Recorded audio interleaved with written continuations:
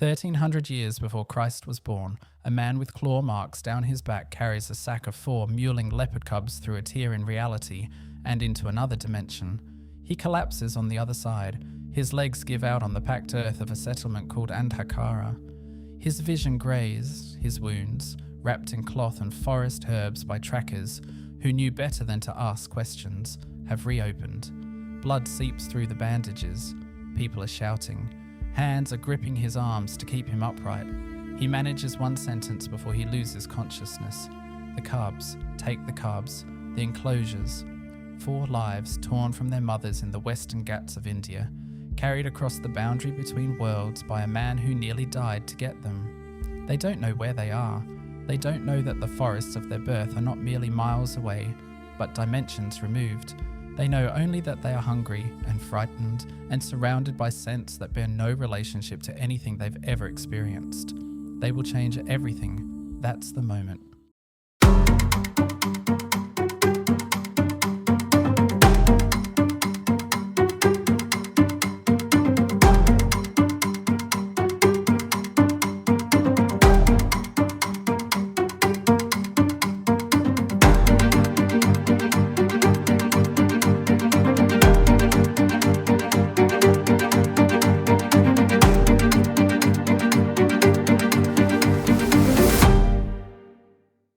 Welcome to the Clivilius Storiverse podcast. I'm Nathan, and this is where I pull back the curtain on individual moments within the Storiverse. The people, the decisions, the collisions between ordinary lives and extraordinary circumstances. Each episode, I take one moment and I unpack what's really going on beneath the surface. The psychology, the relationships, the things people do when the rules they've lived by suddenly stop applying. Today, a guardian, a breeding program, and the week that introduced darkness to its perfect predator. The Crossing. The year is 1287 BC, more than 3,000 years before Bixbus will exist, before the Smith family will arrive, before Beatrix Kramer will steal a photograph, or Elspeth Stewart will thread a needle. Clivilius is already inhabited, not by the settlements we've encountered in other moments, but by older ones. Settlements built by guardians whose names belong to different centuries, different continents, different civilizations. Andhakara is one of them. It sits somewhere in the vastness of Clivilius, a community built around a guardian named Devraj of Magadha. And Devraj has a vision. Black leopards, bred in captivity, trained as territorial guardians, and eventually as trade goods. Animals that can patrol Andhakara's perimeter. Animals that can hunt in conditions no human can navigate. Animals that can become the foundation of something no other settlement possesses. To make this vision real, he has spent weeks in the Western Ghats of India, the mountain range that runs along the subcontinent's western coast, hiring Kurumba trackers, locating dens, and capturing cubs from their mothers. The cost has been enormous. Silver paid to the trackers, and months away from his settlement, and the wounds, claw marks down his back from the capture itself, deep enough to scrape bone, still seeping blood a full day later. The Kurumba tracker Mutu has done what he can. His wife cleaned the wounds and applied a poultice of forest herbs. But the damage is severe. Devraj cannot wait for healing. The cubs need milk, warmth, infrastructure that the forest cannot provide. What they need is in Andhakara, across the dimensional boundary, and Devraj is the only one who can take them there. The portal key. This is where the account becomes extraordinary, and I mean that in the oldest sense of the word. Beyond ordinary, beyond what any framework of experience can accommodate. Devraj wears something against his chest, a portal key. It resembles a small cylinder of worked metal, neither bronze nor iron, nor any substance recognizable from Earth's markets. It's heavier than it should be. Its surface is textured in patterns that seem almost deliberate, almost meaningful. Devraj has worn it for 7 years and has come to understand it as something closer to a partner than a tool, an artifact that wants to be used, that pulls toward the dimension it connects. He stands in a clearing in the Western Ghats, morning light filtering through the canopy in shafts of gold and green. The cubs are in a carrying sack against his chest. The Kurumba watch from behind him, silent, neutral. The composure of people who have survived generations by knowing when not to ask questions. Devraj slides his finger across a depression in the key, A spark leaps from the device, brilliant and tiny, no larger than a pea, yet impossibly intense. It hovers for an instant, alive with something that looks almost like intelligence. Then it races toward the nearest tree and strikes the bark. The impact is silent. The effect is not. Colour explodes. Not colour as we understand it. Not the visible spectrum arranged neatly from red to violet. This is colour as a living thing. Sapphire winding through emerald. Crimson pulsing like blood through translucent skin. Gold threading through everything. Binding the chaos into something that almost resembles intention. The Kurumba stumble backward as one, their composure broken for the first time. Muthu's hand moves in a gesture of warding. Davraj does not hesitate. He steps forward and crosses the threshold. His foot leaves leaf-littered ground and comes down on packed earth. The storm of colour dissolves, and Davraj of Magadha is standing in Andhakara with 4 leopard cubs against his chest and blood running down his back. Then his legs give way. What the darkness revealed, he survives. The healers of Andhakara clean his wounds, bring down the fever, do what the forest herbs could not. The cubs are taken to enclosures that were built in advance, prepared for animals that existed until that morning, only in their guardians' descriptions. They are fed goat's milk. They are warmed. They sleep, curled together, their black coats rising and falling in the synchronized rhythm of exhausted creatures finally at rest. A woman named Mira has been assigned to their care. She watches them through the afternoon, reluctant to leave despite having other duties. As the last daylight fades, she lights an oil lamp. Because in Clivilius, when the sun sets, darkness is total. No moon, no stars, nothing, just the void. And then something happens that nobody anticipated. The cubs wake up, not the restless stirring of animals disturbed from sleep. Something deliberate. One by one, they lift their heads, orient their ears, fix their eyes on the lamplight with an attention that has been entirely absent during the day. The lethargy vanishes. The clumsiness of young animals vanishes. They become alert, active, alive in ways they have not displayed since their capture. The larger male climbs from the nesting box with a coordination that seems wrong for his age.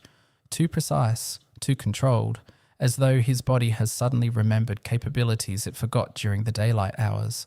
He walks directly toward the darkness at the edge of the lamplight, away from warmth, away from safety, into the absolute black. He disappears. The others follow. One by one, they climb out and walk into the dark.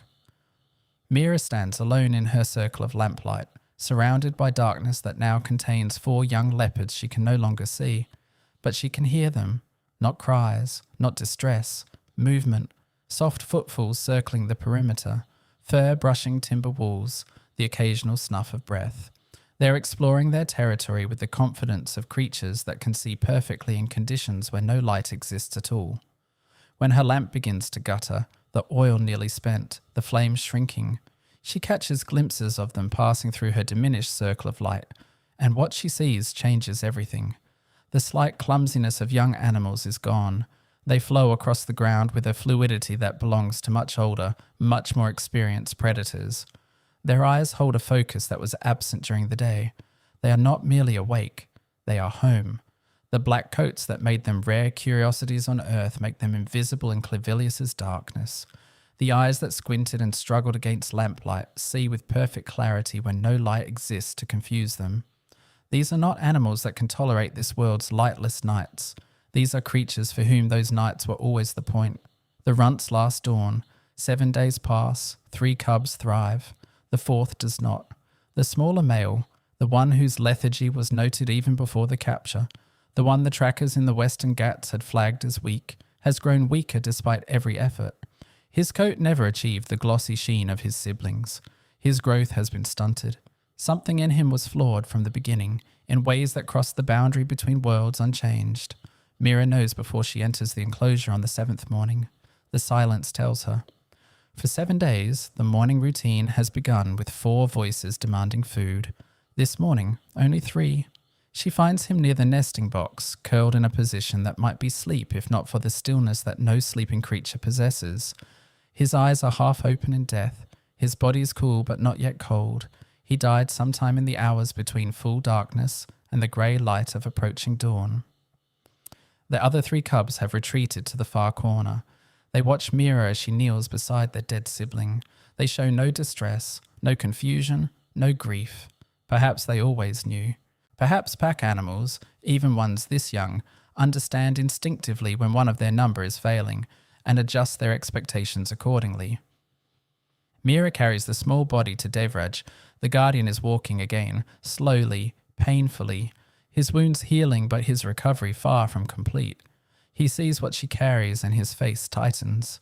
He was weak from the beginning, Devraj says. From the first taking, I should have left him in the den. The admission costs him something. Mira can see it. Devraj is not a man who acknowledges errors easily. Every cub that survives is his success. Every cub that dies is his failure. The shallow grave. Devraj takes the body from Mira and carries it himself. The ground near the enclosure is soft, recently turned for a garden not yet planted. He kneels slowly, his back protesting, and digs with his hands. The grave doesn't need to be deep.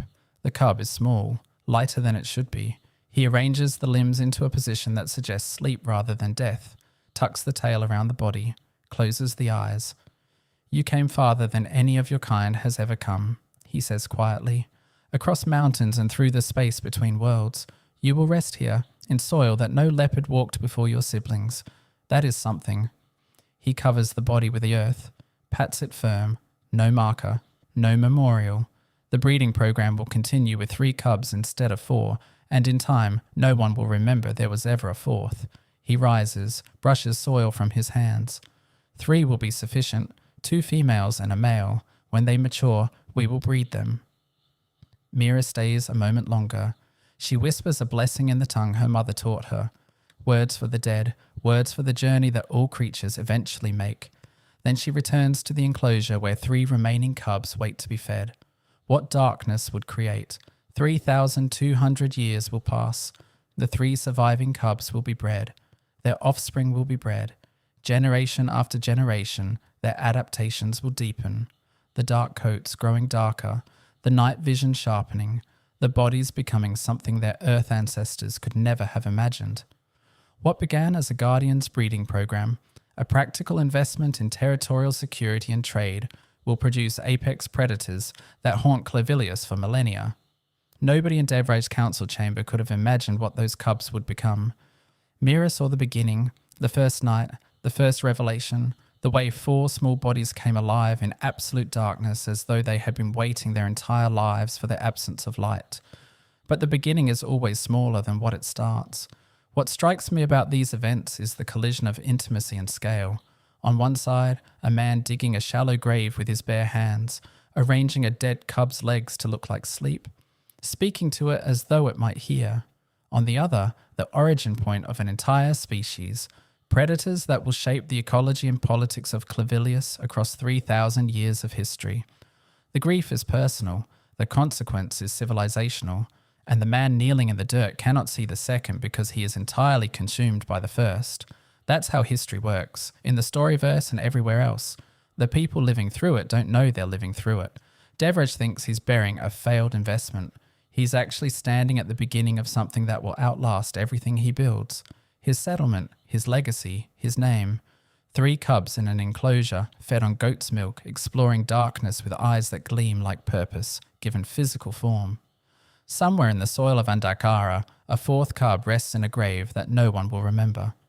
It came farther than any of its kind had ever come. And the 3 that survived, they became the ancestors of something that the darkness itself learned to fear.